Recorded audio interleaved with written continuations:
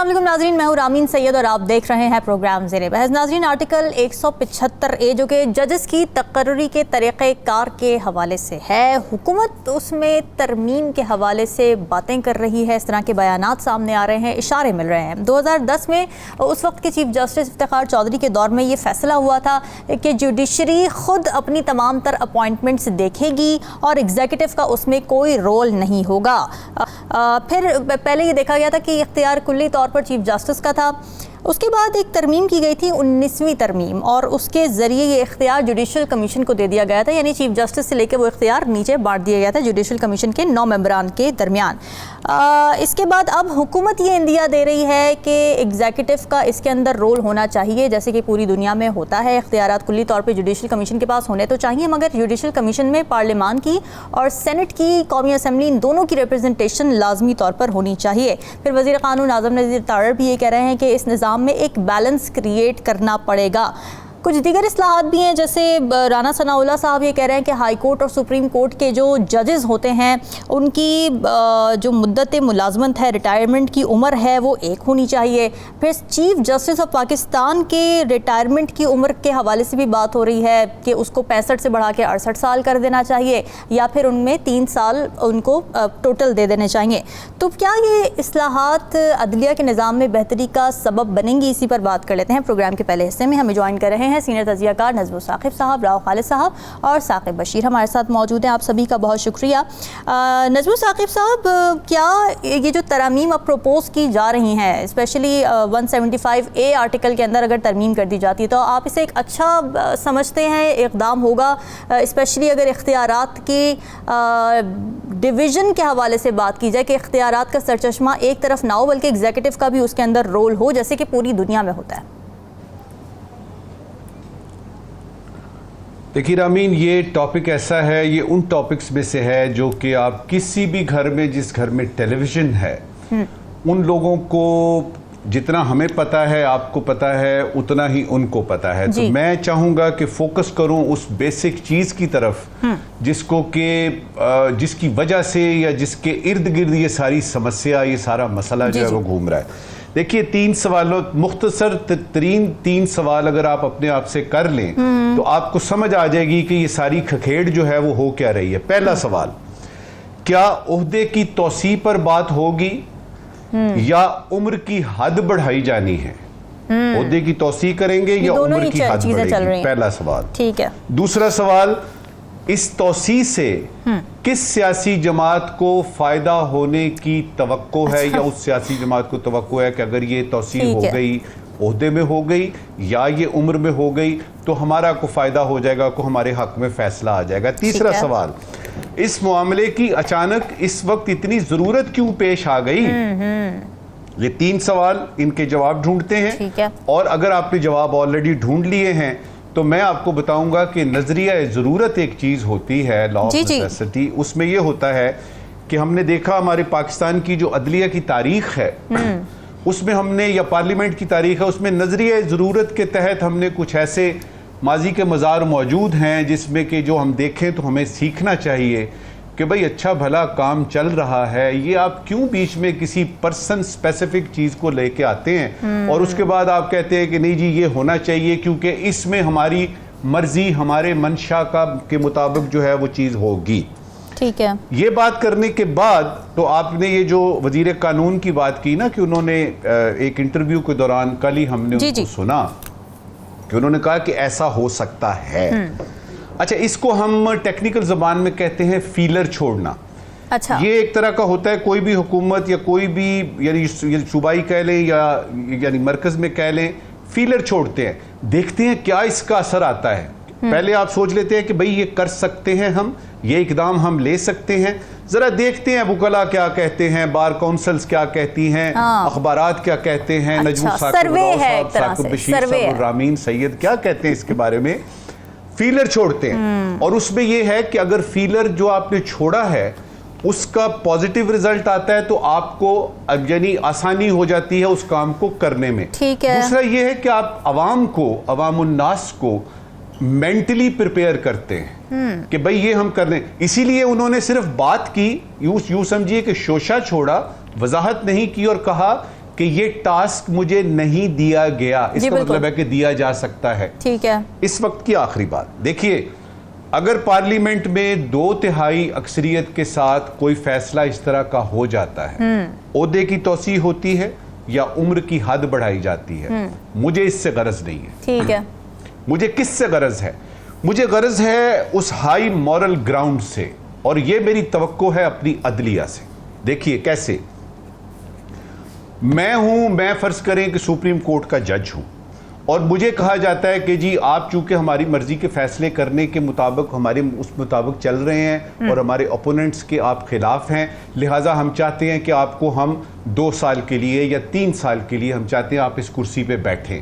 ठीक है। High moral ground, अगर आप हाई मॉरल ग्राउंड लेते हैं तो आप यकीन कर लीजिए कि इस मसले का जड़ से ही हल होगा। वो क्या होगा? मुझे कहा जाता है कि आपको हम 2 साल के लिए तौसी देते हैं, तो मैं हाई मॉरल ग्राउंड लेता हूं और मैं कहता हूं देखिए मेरी जो है ना वो मुद्दत खत्म हुई इस कुर्सी पे बैठने की, मैं अपने घर जा रहा हूं। और आप यकीन कीजिए अगर इस तरह का एक प्रेसिडेंट सेट हो गया तो जो तमाम सियासी जमातें हैं या पार्लियामेंट इंक्लूडेड, वो ये करने से पहले सोचेंगी कि यार ये हमने कर तो दिया, अगर इस बंदे ने हाई मॉरल ग्राउंड ले ली और उसने कहा जी मैं तो घर जा रहा हूं क्योंकि मेरा वक्त पूरा हो गया, और जो बाद में आने वाले हैं जस्टिस मंसूर अली शाह जिस तरह से हैं, उनका हक बनता है क्योंकि अगर मैं इसी में रहा तो 1-2 जज हजरात जो हैं वो रिटायर हो जाएंगे। तो मेरी तवक्को क्या है? देखिए अदलिया बाकी इदारों की तरह अपना जो शनाख्त या अपना जो उनका हिसाब किताब है ना, उसका रख रखाव तशनटौर जो है उसकी वो ठीक करने में लगे हुए हैं। मेरे ख्याल में मेरी सजेशन भी यही होगी कि अगर इस तरह की कोई चीज़ कोई सियासी जमात या हुकूमत करती भी है तो जो जज या हजरात या जो शख्स भी जिसकी मुद्दत तौसी हो रही है उसको चाहिए कि वो कहे कि नहीं मैं नहीं बैठता, मैं नहीं बैठता, मेरा टाइम पूरा हो गया, मैं घर जा रहा हूँ। और इस हाई मॉरल ग्राउंड की मेरी दुआ है कि हमारे जो इदारे हैं, हमारे जो डिपार्टमेंट्स हैं, हमारी जो मिनिस्ट्रीज़ हैं, उनमें ये आए कि भाई अब ख़त्म करें ना, अब हमारा काम ख़त्म हो गया, आने यानी और भी लोग हैं चीफ जस्टिस काजी फायज ईसा साहब से इसलिए भी हम उम्मीद कर सकते हैं इस बात की क्योंकि वो बार बार जो अदालती कार्रवाइयां भी लाइव ब्रॉडकास्ट की जाती हैं उसमें भी वो ये कह रहे होते हैं। अभी जो रिसेंटली एक सुनवाई हुई थी, लाइव ब्रॉडकास्ट हुआ, उसमें भी उन्होंने ये कहा कि अगर आप दबाव बर्दाश्त नहीं कर सकते तो आपको घर चले जाना चाहिए। इसका सिंपल सा सोल्यूशन ये है। तो हम एक्सपेक्ट करें नजमू साकिब साहब चीफ जस्टिस काजी फायज ईसा साहब से भी कि वो यही हाई ग्राउंड लेंगे।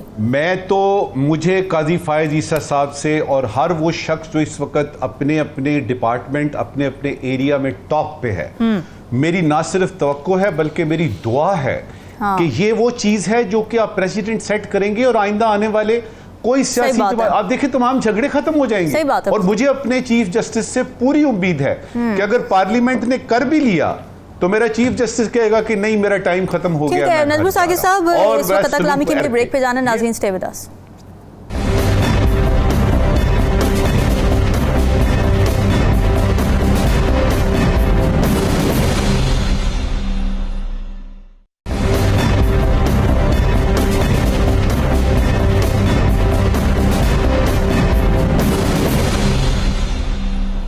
वेलकम बैक नाजरीन। बात हो रही थी अदालती इस्लाहात के हवाले से। राव खालिद साहब, एक एस्पेक्ट है डाइल्यूशन ऑफ पावर्स, यानी जो पावर्स हैं वो सारी एक जगह इकट्ठी ना हो जाएं चीफ जस्टिस के पास और वो नीचे तक मुंतकिल होनी चाहिए ताकि शफाफियत रहे, अकाउंटेबिलिटी रहे। एक तो ये एक्सपेक्ट है। दूसरा ये कि उम्र बढ़ाकर रिटायरमेंट की, साथ ही मुद्दत मुलाजमत 3 साल करने की जो प्रपोजल सामने आ रहे हैं, इससे क्या पॉसिबल बेनिफिट है जो सीख कर रही है गवर्नमेंट?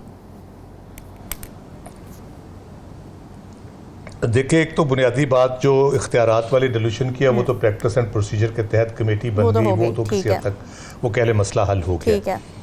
असल मसला ये है, क्या हमारा मसला सुप्रीम कोर्ट के जजों की उम्र या उनकी मुद्दत मुलाजमत या उस पर तकर्री, ये बुनियादी मसला है, या निज़ाम इंसाफ जो हमारा है वो पूरा इस्लाहात मांगता है, इस्लाहात चाहता है और रिफॉर्म होना चाहता है या होना चाहिए उसमें। तो उस पर जब हम देखते हैं तो 3 तबके हमारे पाकिस्तान में हैं जिनको वास्ता पड़ता है अदालतों से। एक तो वो गरीब तबका है जिसके हक में कभी कुछ होता ही नहीं।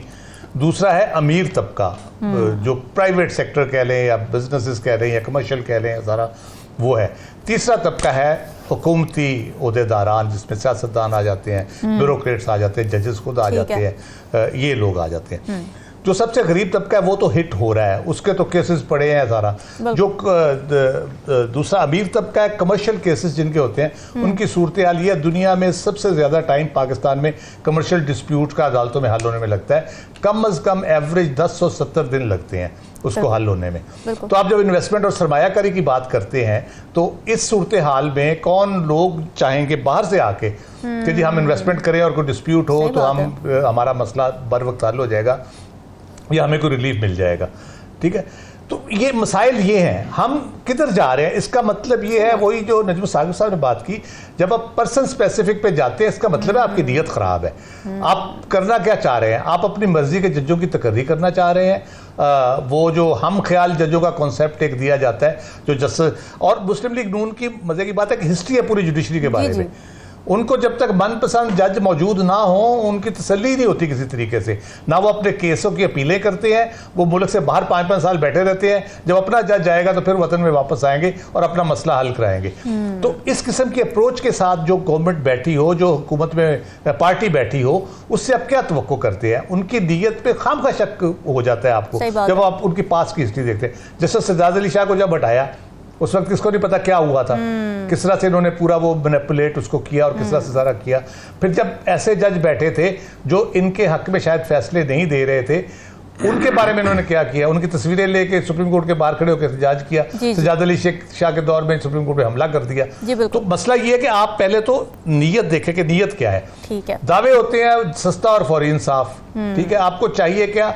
मॉडर्न, एफिशिएंट, इकोनॉमिकल और स्पीडी जस्टिस आपको चाहिए अपने सिस्टम को ठीक करने के लिए।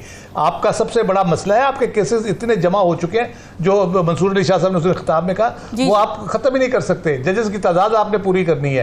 आप जजेस लोअर जुडिशरी में आप कर नहीं रहे, लोअर जुडिशरी में जो मसाइल है उसको आप हल नहीं कर रहे, और ऊपर जो बैठे हैं जो एक किसी हद तक बेहतर काम कर रही हैं आला अदालतें, वहाँ पे आप आगे शरारत शुरू कर दी आपने, इसलिए कि आपको वहाँ पे अपने बंदों की ज़रूरत है। तो ये कितने दिनों के लिए होगा? आप आज लगाएंगे बंदे 3 उसमें, एक जजों की तकर्री है, अपने चीफ जस्टिस की तकर्री है, क्योंकि ऑलरेडी अल जिहाद ट्रस्ट में डिसाइड हो चुका है, सीनियरिटी प्रिंसिपल डिसाइड हो चुका है, जिसकी बुनियाद पे इन्होंने उस वक्त सज्जाद अली शाह को निकलवाया था, और वो उस फैसले की बुनियाद के ऊपर इन्होंने सारा कुछ अपना वो हमला भी किया और सारा कुछ किया।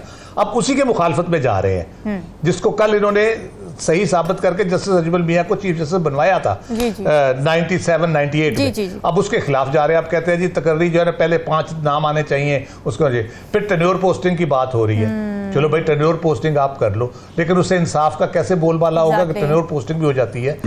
अगर जस्टिस बंदियाल होते और उनकी टेन्योर पोस्टिंग होती आप पसंद करते, या कोई और होता उसकी टेन्योर पोस्टिंग होती आप पसंद करते? तो ये पिक एंड चूज वाली जो है ना, पर्सन स्पेसिफिक जब भी आप करेंगे तो उसमें मसाइल बढ़ेंगे, मसाइल कम नहीं होंगे।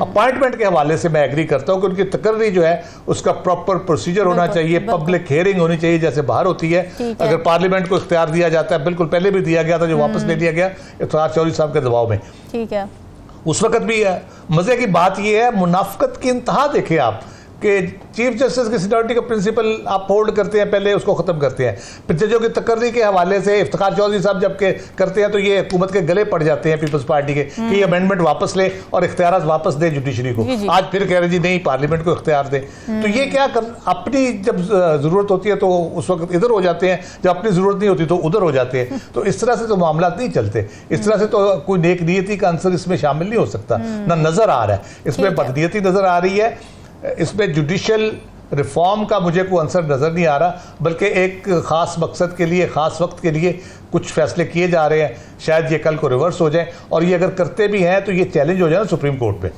ठीक है, और ये मेरा ख्याल है रिवर्स भी हो जाएगा, क्योंकि इसके लिए कम से कम फुल कोर्ट बनेगी आईनी तरमीम के लिए, और फुल कोर्ट में मेरा नहीं ख्याल सारे जजेस, मेजॉरिटी ऑफ द जजेस इस हक में होंगे कि इसको इस तरह से चेंज किया जाए। जी ठीक है, साकिब भी जो इस्लाहात प्रपोज की जा रही हैं, तरमीम की बातें हो रही हैं, आपको क्या लगता है ये सिस्टम या आवाम के लिए है या फिर ये नून लीग के लिए है?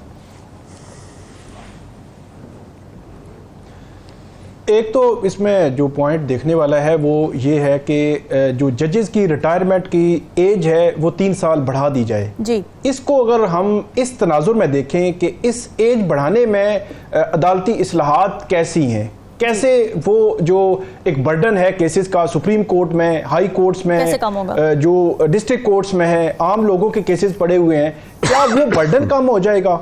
क्या इस किस्म की दीगर जो कानूनी तौर पर या अदालतों में जो मामलात लटके हुए हैं या इश्यूज हैं वो जो है वो हल हो जाएंगे? बिल्कुल भी नहीं। ये मतलब कोई लॉजिक नहीं है कि आप 65 से उठा के 68 जो है वो उस पर डाल दें कि 3 साल जो है वो उनकी रिटायरमेंट एज जो है वो बढ़ा दी जाए, और वो एज बढ़ाने के पीछे भी आपकी नेक नीति होनी चाहिए। अब सवाल बड़ा सिंपल और सादा सा है कि अगर एक को जो है वो नवाजने के लिए अगर तमाम की उम्र बढ़ाई जा रही है तो मेरा ये ख्याल है कि इस अदालती सिस्टम, एक जुडिशियल सिस्टम के साथ ये बहुत बड़ी ज्यादती होगी कि आप जो है वो एक पर्सन स्पेसिफिक इस किस्म की कोई कानून साजी जो है वो करने की कोशिश करें।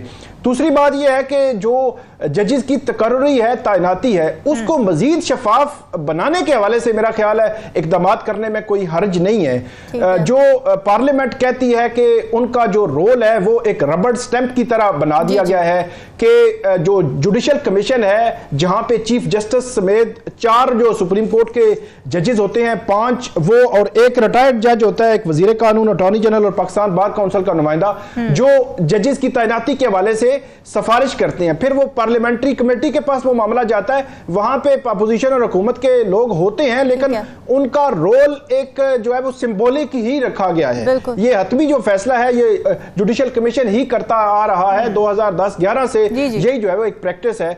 उसको अगर कहीं पे पार्लियामेंट ये समझती है कि हमारा रोल भी होना चाहिए और वर्ल्ड वाइड ये प्रैक्टिस है, तो फिर इसमें मेरा ख्याल है कोई हर्ज नहीं है। लेकिन जो दूसरी जो बात है उस पे जो है वो सवालात उठेंगे और सवालात जो है वो उठ भी रहे हैं कि वो कैसे हो सकता है। फिर एक और बात ये है कि वो सवाल ये उठता है कि जो पार्लियामेंट है, पार्लियामेंट में इतने एरर्स हैं, एरर्स इस सेंस में कि मखसूस नशिस्तों वाला जो मामला है वो कल सुप्रीम कोर्ट जो है वो सुनने भी जा रही है, उस पर भी बन गया है। उस केस का जो आउटकम होगा उसका इस किस्म की जितनी भी आईनी तरमीम है और जो हुकूमती प्लान है उन पर बहुत ज्यादा असर पड़ सकता है। बेशक वो पीटीआई के हक में जाए तब भी खिलाफ जाए, तब जो है वो हुकूमत के लिए आसान होगा, लेकिन पीटीआई के हक में अगर सुप्रीम कोर्ट का फैसला जाता है तो फिर गवर्नमेंट के लिए इस किस्म की आईनी तरमीम करना आसान नहीं होगा, क्योंकि उनके पास मेजॉरिटी जो है वो जो है वो बरकरार नहीं रहेगी। और मखसूस नशिस्तें इस वक्त, फिर एक और बात यह है कि मखसूस नशिस्तों वाला जो मामला है उसी की बुनियाद पर 4 सूबों में जो सेनेट इलेक्शन में वोटिंग वाला जो मामला था, फिर केपी की सेनेट का भी इलेक्शन रहता है, तो मल्टीपल चीजें अभी मौजूद हैं। तो समझ वैसे इस बात की नहीं आई कि हुकूमत कुछ जल्दी में लग रही है, जिससे ज्यादा सवालात उठ रहे हैं कि 1-1.5 माह हुआ है आपको आए हुए, आपके सामने एक पहाड़ है मसाइल का, इक्तिसादी के मसाइल जो है, बहुत सारे जो हमारी मईशत के मसाइल हैं और पॉलिटिकल जो है वो इश्यूज मौजूद हैं। तो प्योरली आपने ऐसे मामले को उठा लिया है जिसके ऊपर मैं ये समझता हूँ कि तमाम क्या इश्यूज हैं और जिस तरह से जल्दबाजियों में वो फैसले ले रहे हैं वो किस तरह से बैकफायर करें, इसी पर करेंगे बात नाज़रीन इस ब्रेक के बाद।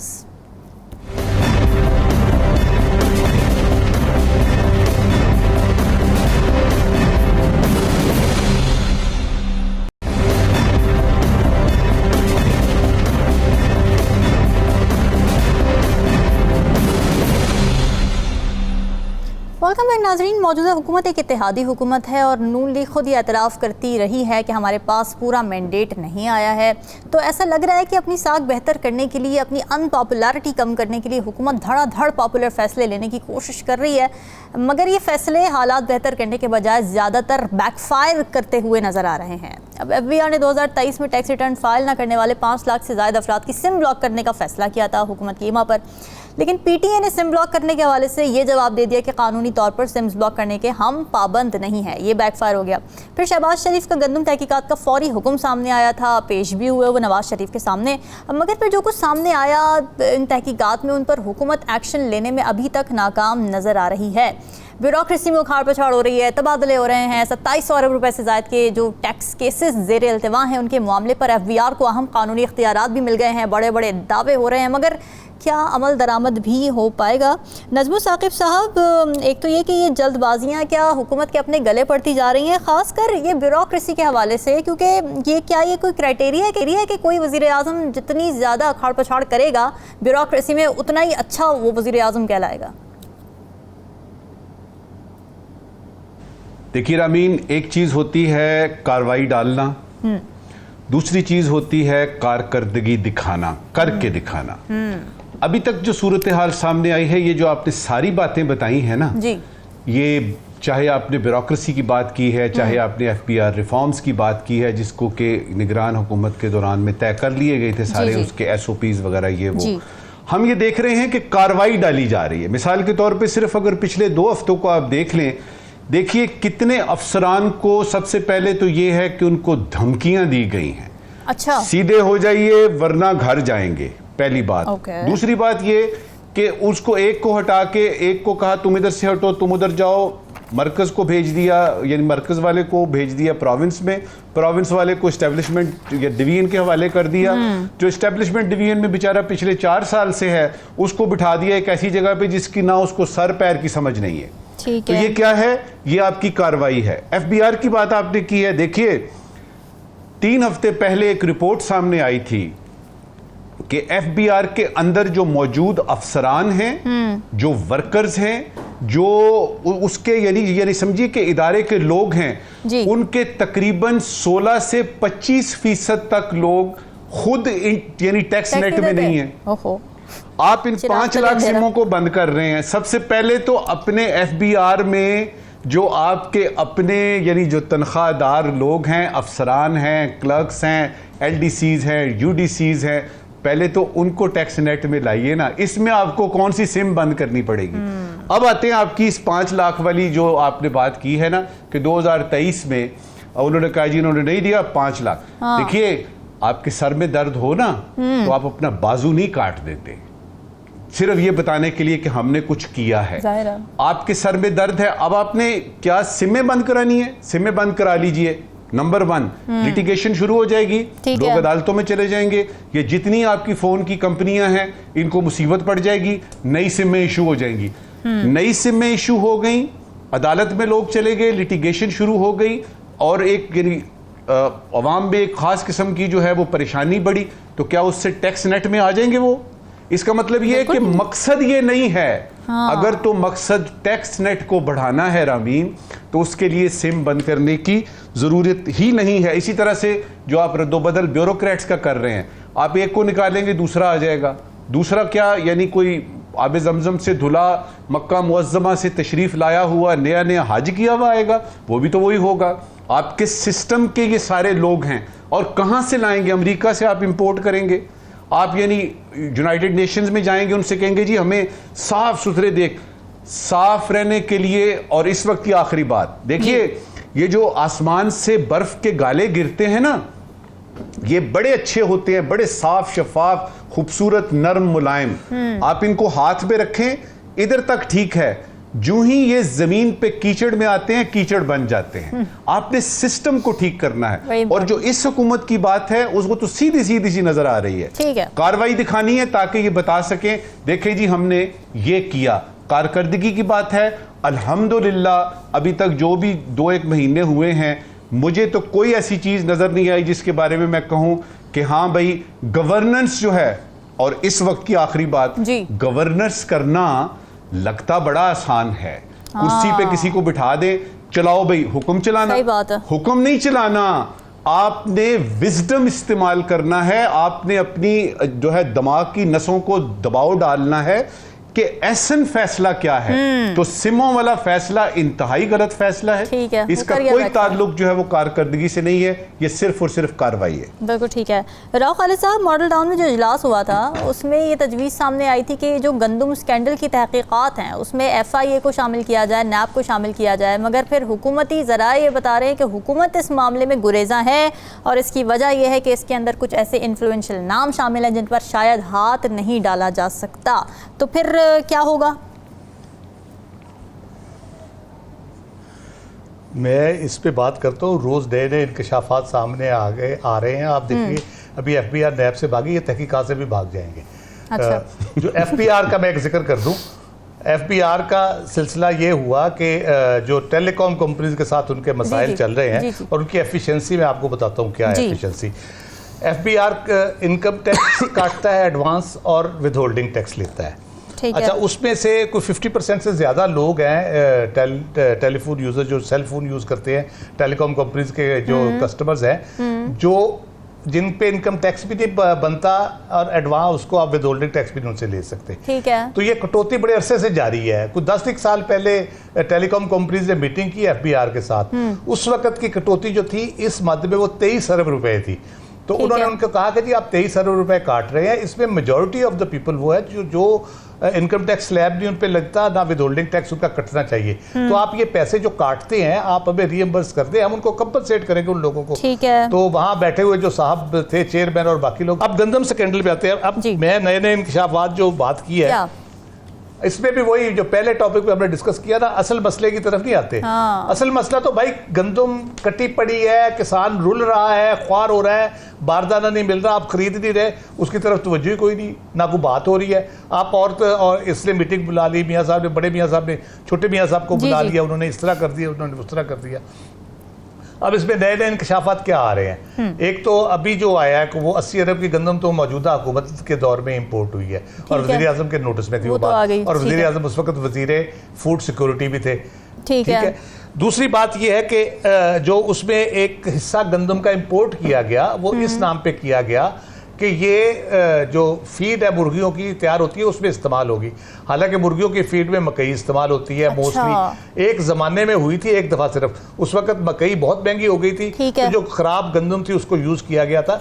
मकई इस्तेमाल होती है और मकई की कीमत मार्केट में इतनी नीचे है, कोई पागल ही होगा जो लेके इस्तेमाल करेगा ये वाली गंदम खरीद के इस्तेमाल करेगा, वो भी 4900 रुपए मन के हिसाब से।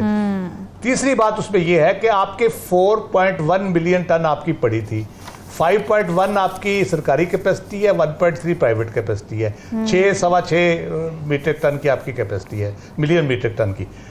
आपने 3.5 मिलियन टन और इंपोर्ट कर ली, तो वो कहाँ रखी? वो तो प्राइवेट सेक्टर ने इंपोर्ट की। क्या गवर्नमेंट ने अपनी स्टोरेज दी उनको रखने के लिए? कहाँ से आई गंदम, कहाँ पहुंची, किस तरह से गई, किस तरह से वो बिकी? और 2600-2700 रुपए पे आई और 4700 रुपए पे मार्केट में बिकी। एक एक जहाज के ऊपर, एक जो जहाज आता था 70 से 80 करोड़ रुपए उसके ऊपर प्रॉफिट कमाया गया। तो ये क्या ख्याल है कि ये कोई नेक नियति से किया गया जबकि आपकी नई फसल भी आ रही है? यकीनन इसके पीछे बहुत बड़े एक माफिया होगा और उस माफिया में यकीनन तगड़े लोग होंगे, इसलिए ये भाग रहे हैं। न FIA के पास जाना चाहते हैं, ना नैब के पास जाना चाहते हैं। एक और भी FIA का बता दूं मैं, इनको इसमें भी शर्मिंदगी उठानी पड़ेगी आखिरकार। ये भागेंगे यहाँ से।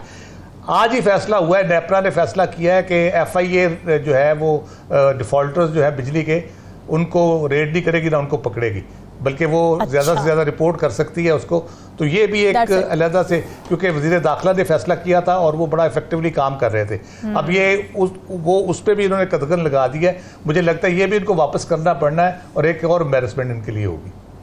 ठीक है। तो राव खालिद साहब, आप फिर कोई इसमें कोई सिरा आपको आता हाथ नज़र आ रहा है, या फिर ये सब भाग दौड़, ये सारी कार्रवाइयाँ, ये सारी तहकीकात बस ऐसे ही दिखाने के लिए, PR के लिए, मीडिया की कंजम्पशन के लिए हो रही हैं? आपको लगता है कि इसका कोई डिसीजन नहीं आएगा? ज़ाहिर है उन लोगों को पकड़ के जेल में तो नहीं डालेंगे ना जो इन्फ्लुएंशियल लोग हैं?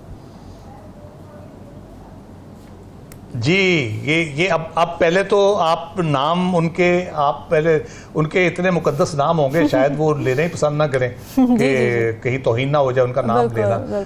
ठीक है। उसके बाद कौन लोग मुलव्वस है उसमें, जो ऑफिशियल पूरा एक जाहिर है सूबे भी उसमें इन्वॉल्व है। फेडरल गवर्नमेंट ने फैसला किया, सूबों ने प्राइसेस एडजस्ट की है उनकी, जो भी मार्केट, ओपन मार्केट में बेचने की जो प्राइस दी है वो तो सूबों ने दी है, उसकी जो भी उसकी अथॉरिटी है उसकी। और दूसरी सबसे अहम बात इसमें यह है कि कल नजमुल साकिब साहब ने बात की थी कि ऐसे मामलात में जो होता है ये कमेटी जो होती है, हम इसको कहते हैं कमेटी डाल दी गई। तो वो जब कमेटी निकलेगी तब भी उसका नतीजा निकलेगा। जो ये महल्ले की कमेटी है समझ ले डल गई बस, अब उसको इकट्ठे करते रहे और फिर आगे पे देखें क्या होता है। ठीक है। साथ ये किसान इत्तेहाद और पंजाब गवर्नमेंट का इस वक्त क्या बातचीत चल रही है? क्या अभी तक अपडेट आई है यहाँ से? अभी तक तो जो किसान हैं उनके जो लीडरशिप है वो अभी धरने की तरफ जा रही हैं। अच्छा। अब एहतजाज की जो है वो बढ़ रही है, शिद्दत बढ़ रही है, क्योंकि गवर्नमेंट की जानिब से अभी तक कोई ऐसा इकदाम सामने नहीं आया कि जो उनके इश्यूज हैं, जो उनके मसाइल हैं, उनको एड्रेस कर सके। गवर्नमेंट की हवाले से जो ये फैसलों की जो जल्दबाजी है, इसमें एक तो ये जो गंदम स्कैंडल है ये देखते हैं कि कैसे किसी एंड तक पहुंचाते हैं, क्योंकि ये उनका पहला टेस्ट केस भी है, कल इसकी रिपोर्ट भी आनी है। फिर देखेंगे कि जो बड़े नाम इसमें आ रहे हैं क्या उन पर हाथ डाला जाता है जो डाला जाना चाहिए। अगर नहीं डालेंगे तो फिर जो ही जो है वो मामलात चलते रहेंगे। एक चीज मैं यहाँ पे खास तौर पर ऐड करूंगा कि जो फैसले हो रहे हैं जो गवर्नमेंट लेवल पे, उनमें एक फैसला जो ये रिसेंटली जो जस्टिस बाबर सत्तार हैं उन पर FIA ने, IB ने, PTA ने, पेमरा ने, इन्होंने जो इतराज किया था कि आप जी ये केस ही ना सुने, वो जो फैसला था वो भी अल्टीमेटली वो गवर्नमेंट डिपार्टमेंट्स हैं और गवर्नमेंट की मर्जी और मंशा से हुआ। क्योंकि जैसे ये खतूत भी आए थे तो उस वक्त भी उन्होंने कहा था कि हम इन जजेस पर इतराज कर देंगे। तो जो ये बात हो रही है कि जितने भी फैसले हैं वो इनके गले क्यों पड़ रहे हैं, तो ये उनमें से एक फैसला ये भी है कि ये एक उन्होंने जिस तरह का जो है वो एक्ट किया था, उससे ऐसे लगा था कि जैसे पूरी इस्लामाबाद हाई कोर्ट को गैर फाल या कम से कम 6 जजेस की हद तक गैर फाल करने की कोशिश है कि उन पर एक तो एलिगेशन ये लगा था, इतराज ये आया था कि आपने क्योंकि 6 जजेस में से हैं और एक खत आपने लिख दिया है तो अब इस बुनियाद पर आप जो है वो केस ना सुने। तो ये फैसला भी इनके गले यूं पड़ा है कि आगे से 5-5 लाख रुपए जुर्माना भी हो गया है और ये कहा गया है कि जिसने ये ऑथराइज किया था, जो अथॉरिटी थी, वो अपनी जेब से ये 5 लाख देगी और तमाम चारों इदारों के जो तीन इदारे जो हैं, PTA है, IB है और FIA है, उनके सरबराहान के खिलाफ कंटेम्प्ट ऑफ कोर्ट की जो प्रोसीडिंग है वो भी शुरू। तो वो एक उन फैसलों में से पिछले 2 माह के जो हो रहा है जो कुछ, उनमें से एक ये भी बहुत बड़ा डिसीजन था जो पता नहीं गवर्नमेंट के जो कानूनी दिमाग थे उन्होंने कैसे ये सोच लिया कि ये वो कर लेंगे। अब हुआ कुछ यूं है कि वो पक्का जो है बंद बांध दिया है हाई कोर्ट ने कि आइंदा के बाद कम से कम ऐसा कोई स्टेप जो है वो नहीं लेंगे। और एक और जो चीज जो ये पीका एक्ट बना था 2017 में, वो भी मुस्लिम लीग नून की ही काविश थी और उस वक्त बहुत ज्यादा तनकीद भी हो रही थी। लेकिन 2019, 20 और 21 में अदालतों में मुस्लिम लीग नून के लोग ही आ रहे थे पिटीशंस लेकर कि हमने 2017 में जो कुछ किया था वो ठीक नहीं किया था और हम अपनी गलती तस्लीम करते हैं। और अब भी वो कुछ इस किस्म की कानून साजी इदारे या कुछ किस्म की चीजें जो है वो करने जा रहे हैं। उनको कम से कम ये समझना चाहिए कि आज अगर वो गवर्नमेंट में है तो कल अपोजिशन में होंगे। इसी तरह PTI ने भी ये पीका तरमीमी ऑर्डिनेंस लाया था तकरीबन 2021 में, तो 2022 अप्रैल में वो चले गए। तो 2021 में जब वो पीका तरमीमी ऑर्डिनेंस लाया गया था तो उसमें भी जो कदगने लगाने के हवाले से सख्तियां थी, जो खासतौर पर जो सोशल मीडिया के हवाले से। तो फिर बाद में जब अप्रैल में वो गए, उनके खिलाफ कार्रवाइयां शुरू हुई तो उन्होंने कहा कि हमने तो बहुत गलत वो स्टेप लिया था, वो हमें गवर्नमेंट में होते हुए नहीं लेना चाहिए था। तो ये जो फैसले हैं, इन फैसलों के असरात बड़े गहरे होते हैं। वो आपको जो गवर्नमेंट चल रही है आज के दिनों में, कल आइंदा आने वाले दिनों में उसके असरात भी होंगे। और जब आप ये गवर्नमेंट छोड़ के चले जाते हैं तब भी इसके असरात होते हैं। खास तौर पर जो आप कानून साजी कर रहे होते हैं, कोई इदारे बना रहे होते हैं, आप कहीं ना कहीं जब गवर्नमेंट में आपको क्योंकि बिल्कुल साफ सुथरा माहौल चाहिए होता है, आप ये चाहते हैं कि गवर्नमेंट की जो तारीफो तसनीफ है वो जारी रहे, तौसीफ जो है वो जारी रहे और कोई जो है वो तनकीद ना करे, इस किस्म की आवाजें ना हो। तो मेरा ये ख्याल है कि गवर्नमेंट को इस लिहाज से जरूर देखना चाहिए कि आप एक तो मुशावरत का अमल करें तमाम स्टेक होल्डर्स के साथ मिलकर, और जो ये गंदम वाला स्कैंडल है याद नहीं आ रही होती सारी चीजें, नीचे उतरते ही इनको जमहूरियत याद आ जाती है, इनको सारी कदगने याद आ जाती हैं और कदगने बुरी लगना शुरू हो जाती हैं जो कि पिछली हुकूमत ने उन पर लगाई थी, मगर खुद आकर वो यही साइकिल रिपीट कर रहे होते हैं। अच्छा, पंजाब हुकूमत तब क्या कह रही है किसानों को, क्योंकि ये हमने स्टेटमेंट्स देखी कि किसान इत्तेहाद ये कह रहा है कि पंजाब हुकूमत तो हमें ये कह रही है कि आपकी तो अभी गंदम में नमी है इसलिए हम नहीं उठा सकते, मगर मुज़म्मिल असलम साहब की आज मैं स्टेटमेंट देख रही थी, वो ये कह रहे हैं कि असल में तो पैसे नहीं है पंजाब हुकूमत के पास, तो ये लारा दे रही हैं वो किसानों को, और करना क्या है अल्टीमेटली फिर इन्होंने? देखिए, पंजाब हुकूमत की जो पॉलिसी है वो तो बिल्कुल साफ सुथरी पॉलिसी है। उसमें कोई दो राय नहीं है। वो ये कहती है कि जो हमारा जो गंदम है वो हमारे लिए ज़रूरी है, लेकिन जो हमारा जो गन्ना है वो हमारे लिए ज़रूरी नहीं है। असल में तो गवर्नमेंट जो है वो पैसों का भी इशू ज़ाहिर सी बात है मौजूद है, वगरना जो अभी आपके 4-8 दिन हुए हैं, मतलब 2 माह हुए हैं, मरियम नवाज साहिबा जो है वो वज़ीर आला बनी हैं, उनको इतने बड़ा बेस जो किसान हैं, वो जो आम लोग हैं, उनको इतनी बड़ी ठेस पहुंचाना और उनको अपने मुखालिफ करना, वो जो बयानिए की बात हो रही है उस हवाले से जो है वो ये चीज़ तो उनके खिलाफ ही जाती है। तो इश्यूज तो हैं जो गवर्नमेंट पंजाब को, लेकिन ये है कि उन इश्यूज को रिजॉल्व करने के लिए कोई ना कोई स्टेप उनको लेना पड़ेगा। जो मैंने किसानों की बात की, उनके जो सदर हैं उनकी मैं स्टेटमेंट पढ़ रहा था कि वो अब नेक्स्ट स्टेप पे जो है वो जा रहे हैं, वो धरना देंगे और अपने मुतालबात के जब तक नहीं माने जाएंगे तब तक जो है वो धरने पर रहेंगे। अब देखना ये है कि जो फेडरल गवर्नमेंट है या पंजाब की हुकूमत है, जिसके पीछे ज़ाहिर सी बात है नवाज शरीफ साहब का भी दिमाग मौजूद है पंजाब हुकूमत को आगे बढ़ाने में, तो क्या वो इस इशू को रिजॉल्व करते हैं जो अभी तक नहीं हुआ और चुभकी भी हो रही है, और किसानों के साथ भी ये बड़ा जो है वो जुल्म है। बिल्कुल जी, टेस्ट केस है हुकूमत के लिए और देखते हैं कि ये टेस्ट कर पाते हैं वो या नहीं। डिस्कशन का सिलसिला जारी है, वक्त तक ब्रेक का स्टे विद अस।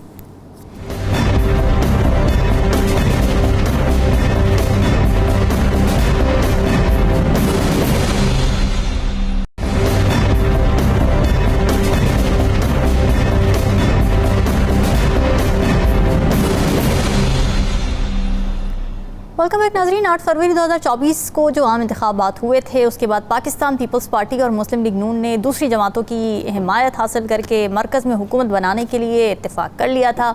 मगर उस वक्त चेयरमैन बिलावल भुट्टो जरदारी ने यह कहा था कि हम विफाक में हुकूमत का हिस्सा नहीं बनेंगे और नून लीग के वजारत उज़्मा के उम्मीदवार को वोट दे देंगे। मगर अब पाकिस्तान पीपल्स पार्टी ने 2 सूबों में अपने गवर्नर्स की तकर्रुरी के बाद विफाकी हुकूमत में भी शामिल होने का उसूली फैसला कर लिया है। 8 वजारतें मिलने का इम्कान है खबर के मुताबिक, और बेनज़ीर इनकम सपोर्ट प्रोग्राम की चेयरपर्सन पीपल्स पार्टी की रुबीना खालिद को बनाने का भी फैसला कर लिया गया है। राव खालिद साहब, पीपल्स पार्टी को तो हमने देखा था कि मुश्किल जब भी फैसले लेने पड़े, चाहे वो PDM के दौर में हो या फिर इस इत्तेहादी हुकूमत की जब तश्कील होनी थी, उस वक्त तो पीपल्स पार्टी अपने आप को डिस्टेंट करती ही नजर आई है। हुकूमत में आने से उनको ये खदशा होगा प्रॉब्ली कि जो नून लीग के साथ हुआ, जिस तरह कैपिटल बर्न हुआ उनका, उस तरह इनका भी ना हो जाए। लेकिन अब ये फैसला कर लेना काबीना में शामिल होने का, किस तरह से देख रहे हैं आप इसको?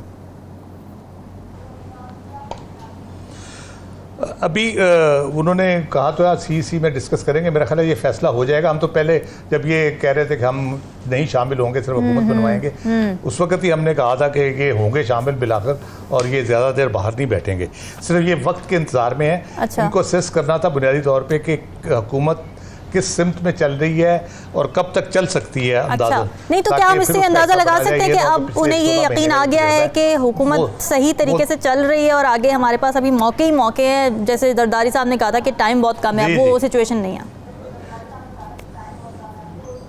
एग्जैक्टली मैंने ये तमीद इसलिए बांधी है कि उस तरफ मैं जाऊं, ठीक है, कि क्या यकीन आया है कि नहीं आया। ओके। जब ये हुकूमत बनी थी तो उसमें ये कह ले कि एक तरह से ज़बरदस्ती शामिल किया गया, तो आया कि असद जरदारी और बिलावल भुट्टो के दरमियान काफ़ी तलखी हुई है, वो नहीं मान रहे और इस किस्म की चीज़ें हैं। फिर कमिश्नर रावलपिंडी की प्रेस कॉन्फ्रेंस हुई और रातों रात ये हुकूमत बनाने के लिए तैयार हो गए। ठीक है। तो क्या अब भी इस किस्म की कोई सूरत हाल है कि वो शामिल होने के लिए कोई इस किस्म की सूरत हाल पैदा होगी है? मेरा ख्याल है अब वो सूरत हाल नहीं है। ठीक है। जो पीपल्स पार्टी का मुझे लग रहा है अंदाज़ा, वो ये लग रहा है उनका कि अहम आइनी ओहदे उन्होंने ले लिए, गवर्नर लगवा लिए, सदर बन गया, चेयरमैन सेनेट ले लिया। अब गवर्नमेंट अपने फैसले करने में आज़ाद, वो खुद करे और पीपल्स पार्टी को काबीना का हिस्सा बना के वो ज़रा उनकी कह ले कि मजबूत होगी, वो एक सिविलियन बालादस्ती की बात करने वाली पार्टी आ जाएगी जी, जमहूरियत की बात करने वाले। लेकिन मेरा नहीं ख्याल कि ये हो पाएगा, क्योंकि ये दस्ते निगर है अभी तक, इनके अपने ना कोई आइडिया है ना कोई ख्याल है। अगर IMF ने आना है, अगर SIFC में किसी ने आना है, अगर बैरून मुल्क से इमदाद आनी है, अंदरूनी मुल्क मामला ठीक होने हैं, तो वो उन्हीं के एस्टेब्लिशमेंट की वजह से ज़्यादातर हो रहे हैं, इनके अपने कंट्रीब्यूशंस में नहीं है। मेरा ख्याल है कि ये इनके लिए कोई बहुत ज़्यादा क्रेडिबिलिटी का क्योंकि इशू है गवर्नमेंट का, इसलिए ये कारगर नहीं होगी। ठीक है। नजमुल साकिब साहब, आपको क्या लगता है कि पीपल्स पार्टी अब फाइनली कंधा देने को तैयार हो गई है, बोझ बांटने को तैयार हो गई हुकूमत का, या फिर वो हुकूमत के मज़े लेना चाहती है? And what has changed? क्यों ना करें वो? मुझे ये बताइए क्या चीज़ माने है?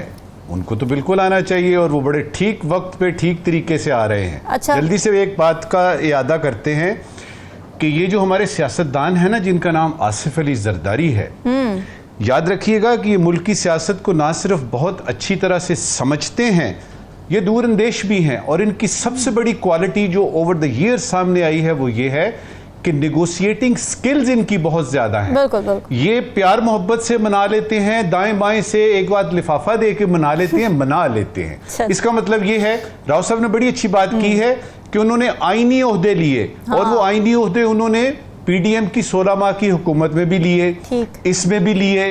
अब जब वो सारे आईनी ओहदे रामीन मिल गए हैं तो क्या हर्ज है, चुपड़ी और दो दो क्यों ना हो। और उसमें याद रहे कि जो कारकर्दगी का या ना कारकर्दगी का सारा ब्लेम है या बर्डन है या बोझ है, वो तो वजीर आजम पे आएगा ही आएगा। जिस तरह के पीडीएम की हुकूमत में नून लीग को नुकसान हुआ, वही नुकसान यहां पे होता हुआ नजर आ रहा है। अब ये देखना है कि इन्होंने सारी आईनी देखे ना, सदर पाकिस्तान, चेयरमैन सेनेट, गवर्नर वगैरह, ये वो। और अगर हुकूमत कल को खुदा ना खास्ता चली जाती है तो ये तो ओहदे रहेंगे अपनी जगह पे, ये तो आईनी ओहदे हैं। अब ये है कि क्यों ना कैबिनेट में भी आया जाए, लेकिन वो इस तरीके से आएंगे, नोइंग आसिफ अली जरदारी, वो इस तरीके से आएंगे कि यानी सांप भी मर जाए, लाठी भी ना टूटे, और उसमें कुछ जब आ जाए रिस्पॉन्सिबिलिटी तो वो इन्हीं पे ही आए। शोमई किस्मत इस वक्त की आखिरी बात, शोमई किस्मत देखिए कि फरवरी के इलेक्शंस होते हैं और उसमें जो नंबर 1 पार्टी है वोटों वाली, उसको अपने वजूद के मसले पड़े हुए हैं, उनका लीडर जेल में है। जो नंबर 2 पे आती है उसको कारकर्दगी बढ़ाने में, करने में उनको लगाया गया, और जो नंबर 3 वाली पार्टी, पीपल्स पार्टी जिसका हम जिक्र कर रहे हैं, उसके मजे ही मजे हैं। क्या बात, मैकियावेली ने एक जगह कहा था कि सियासत का अखलाकियात से कोई ताल्लुक नहीं होता। ठीक है, और ये हमारे सियासतदान बड़ा जबरदस्त तरीके से एस्टैब्लिश करते हैं, कोई ताल्लुक नहीं होता, और ये साफ नजर आ रहा है। ठीक है साकिब, ये जो पीपल्स पार्टी हुकूमत में आने के अब इशारे दे रही है, वजारतें लेने के जो इशारे दे रही है, इसमें हमारे लिए क्या इशारे हैं?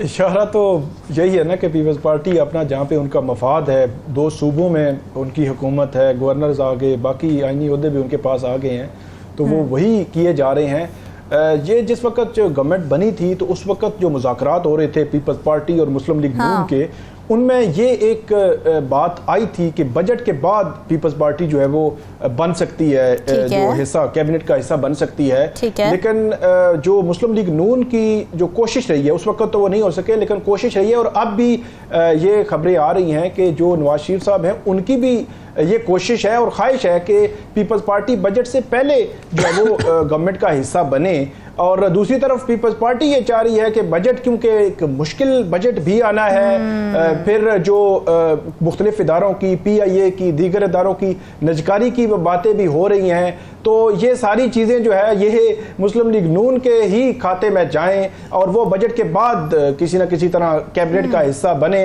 उन्होंने अपना जो बाकी ओहदे हैं वो अब ले चुके हैं, मुकम्मल कर चुके हैं, लेकिन मुस्लिम लीग नून वही बात है कि जितने भी मुश्किल मरहले हैं शुरू में उनको पेश आ रहे हैं, और उनकी पार्टी को भी, उनकी जो बयानियां है उनको भी नुकसान भी पहुंच रहा है, उसका सारा बोझ जो है इस वक्त तक भी मुस्लिम लीग नून पर है, और पीपल्स पार्टी जो है सिर्फ इंजॉय कर रही है। इवन अगर पार्लियामेंट में भी कोई ऐसी बात हो तो वहां पे भी अगर कोई हल्की फुल्की अपोजिशन टाइप की बात करनी हो, या जो टॉक शोज या मीडिया पे भी कोई बात करनी हो, तो वो ऐसी बात कर जाते हैं जैसे तासुर मिलता है कि वो अपोजिशन में भी हैं, तो वो सारे जो है वो हुकूमत के, अपोजिशन के सारे मजे ले रहे हैं। लेकिन मुस्लिम लीग नून कोशिश कर रही है कि उनको जल्द अज जल्द जो है वो कैबिनेट का हिस्सा बनाया जाए। मुश्किलात हैं।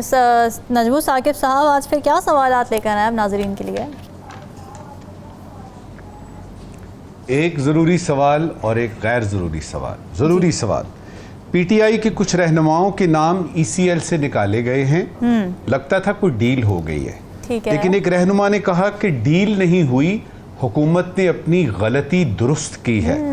ज़रूरी सवाल ये है कि हमें कब और कैसे पता चलेगा कि मुल्की मामलात चलाते हुए कब डील होती है और कब गलतियां दुरुस्त की जाती है। जबरदस्त। आज का गैर जरूरी सवाल, वज़ीर आज़म शहबाज शरीफ साहब ने फरमाया है कि निजकारी में ब्यूरोक्रेसी रुकावट नहीं होगी। ब्यूरोक्रेसी रुकावट?